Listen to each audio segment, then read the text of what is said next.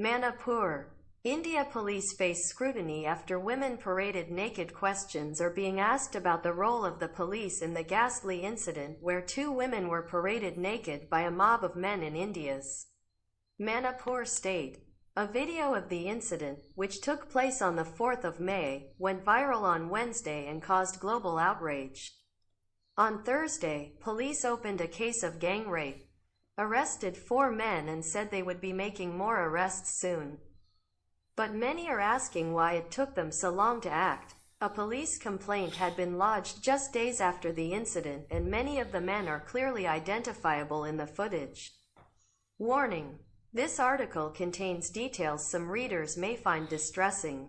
Also, a damning detail that has emerged from the written complaint. The BBC has seen a copy of it, filed by a relative of one of the women, is that the mob allegedly took the survivors from police custody, and 2 of the survivors have even accused the police of being present, but not doing anything to help them.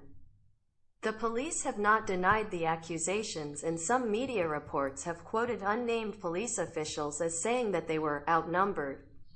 Speaking anonymously to the BBC, a senior government official said the police had received more than 6,000 complaints since the start of the violence on the 3rd of May, and the delay in dealing with this case could be because of the small size of Manipur police. Also, he said if the government had received the video earlier, the accused would have been arrested sooner. The BBC has sent questions to the Manipur police and also attempted to contact them over the phone, but they have not responded. According to the complaint, the survivors, 21 and 42 years old, were traveling in a group of 5, which included an older woman and 2 men, the father and the brother of the young woman. What is happening in Manipur and why? India video shows how rape is weaponized in conflict. The group was fleeing violent ethnic clashes that have roiled the northeastern state bordering Myanmar for over 2 months now. Clashes between members of the Meitei majority and the Kuki tribal communities have resulted in their complete segregation. At least 130 people have died and 60,000 have been displaced. The survivors seen in the video are Kukis and were assaulted by men of the Meitei group. The attack on the women took place in the early days of the conflict when they were trying to escape after their village was attacked and burnt down by a mob of about 800 to 1,000 men, many of them armed. In their complaint, they said they were rescued by the police but were snatched by the violent mob and forced to strip. The complaint said that the men were killed and the 21-year-old was brutally gang raped in broad daylight.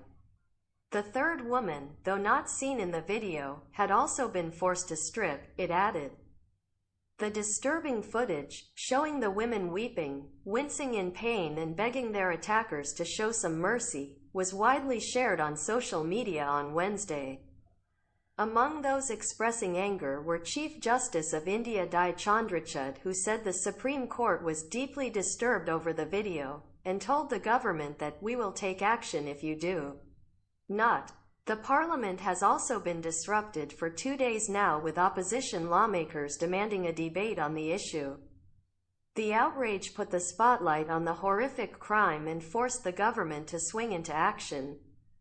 Murders and mayhem tearing apart an Indian state, the burnt-out villages at front lines of India violence. Prime Minister Narendra Modi also finally broke his silence on the goings-on in Manipur.